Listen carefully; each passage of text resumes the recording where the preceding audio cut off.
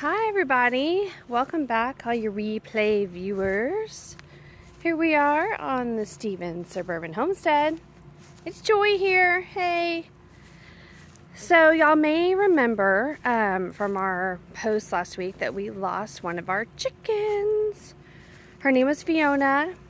She was a 1-year-old hen, not even one. We're new chicken owners, new homesteaders, and we lost her to what I believe was either a hawk or owl that killed her because her head was off. And then probably the white striped neighbor's cat finished her off. And I was doing some sort of supervised free ranging. I wanted to be a little better at it, but I was in and out. And I saw 3 girls together. Let's walk over and say hi to them.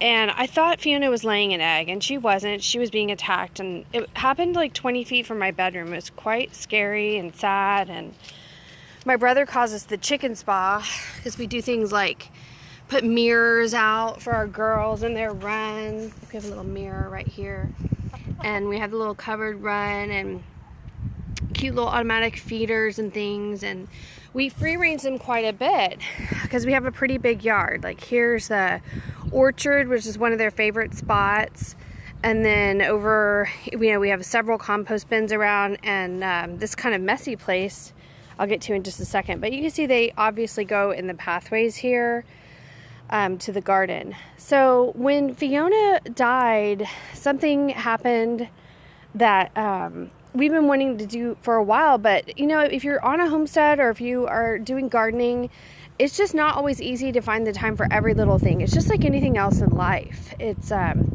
can be hard to pull things up on the priority list. But when one of your sweet hens dies, it becomes a huge priority. So what we're doing is, instead of free ranging the whole time, we are going to pin in. Here's our first gate that'll be right here. So they'll have this part that'll be open, this regular covered run for shade. We're going to have this door opening here, so it'll block that pathway. And then we've added a little fencing. It's hard to see because the fencing, even though sometimes people think it's going to be ugly, it actually almost disappears in the background. It's just hog wire fencing. A roll of 100 foot costs $50 at Tractor Supply. Second gate, because it's easy access to my garden bench, which I may or may not leave here. We'll just see how it goes. And then we have our compost bins, which they love digging in, and a little pathway that led to the gardens. But you can see now I'm going to actually have to block off my access to these garden beds on this side, which is not a huge deal.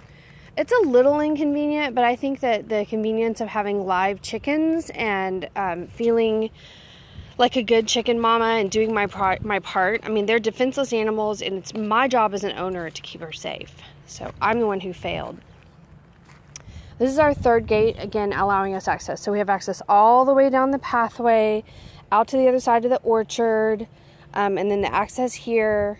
All of these gates are easy for Chloe to open. She's my 5-year-old, our 5-year-old. And then we are going to actually enclose all of this garden space, if you can kind of follow my finger, and then going along the line here in front of the house, and then going here. And that'll allow me to be able to grow my cute little seedlings without having to without having to have the ugly hoop houses. And it's actually kind of inconvenient, first world problems. It's kind of inconvenient to have to lift this like little bar up. You have to lift it up over that. Then you get in there and you weed, or I weed, and I guess you're not weeding, I am. I weed, and then I harvest. And sometimes when you're gathering a huge bundle, like for instance of these collard greens, I mean, they get really big really fast, like a huge bundle. So I've been looking for a way to make my life easier. And I think that is one of the basis of permaculture. Just a quick little snippet. Permaculture is living within the space you have and really allowing nature to take its course. So this is just my interpretation. So you might have veggies growing, you might have chickens around helping fertilize, you might have the pollinator plants. We actually have about 6 or 7 teeny weeny little monarch caterpillars right now.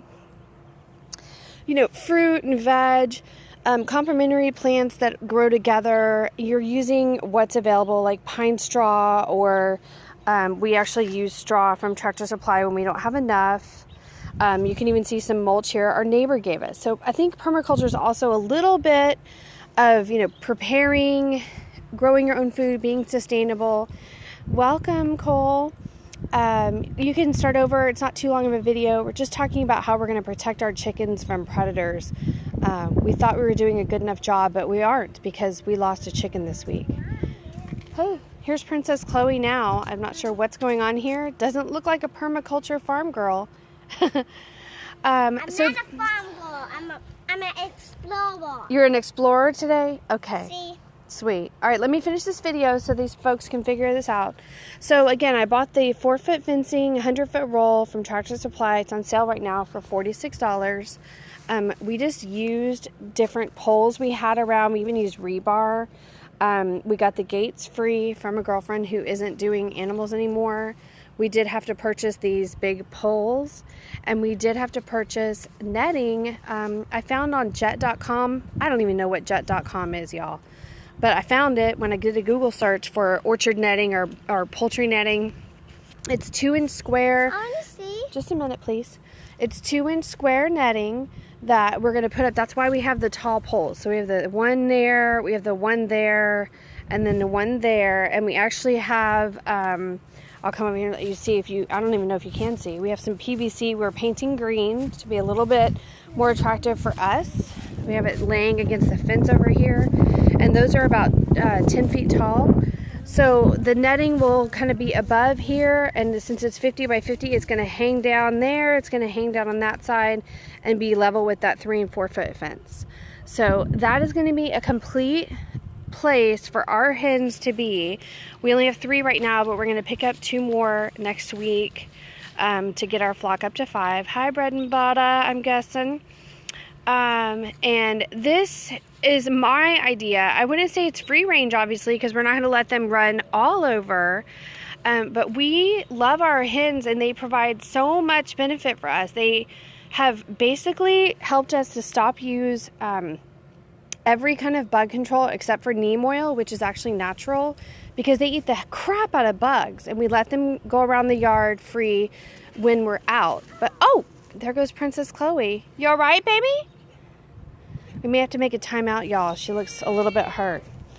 And then we also use their poo for fertilizer. So we really want them to be, the chickens to be, I know. Did you hurt yourself bad, baby? Come here, let's get a hug. I'm sorry.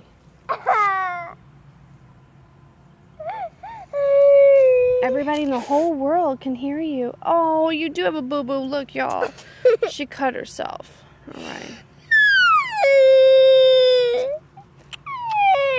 Do you need anything or just comfort?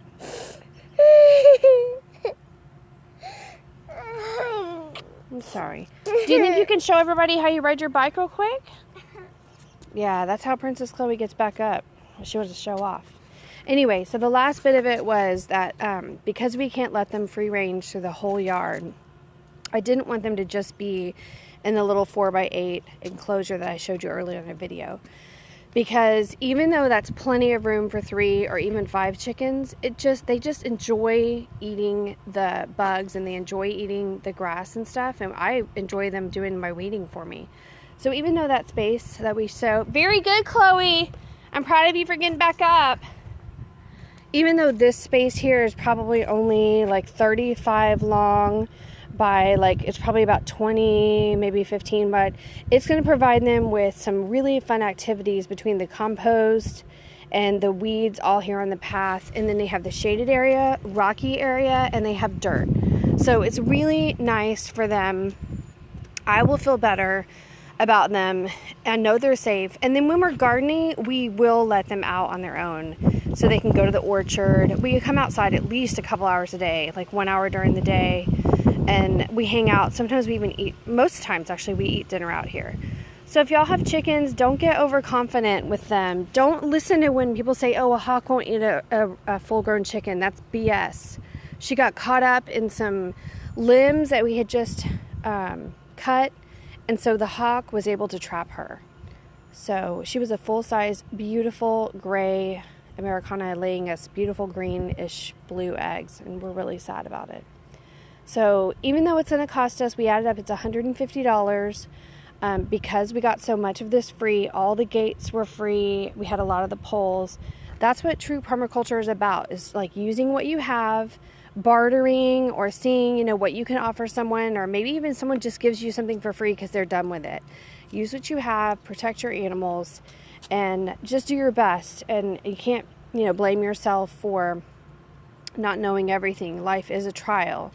But as an animal owner, we have to be responsible and go the extra mile. So it's kind of a sad Periscope today, but it's a practical one if you're about to get chickens. This is totally fine in here. You can see they're not squawking at us. They're happy. They have a little roost. They have food. They have cover. These plastic things are here because it has been a little chillier, but we take them off in the summer. This side happens to be the worst side to see them on.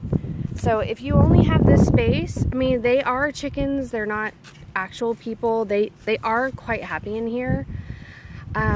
But for us, we just love to have the extra added value of the bug eating and the weed eating and the entertainment. Okay, peace out, y'all. Have a good day.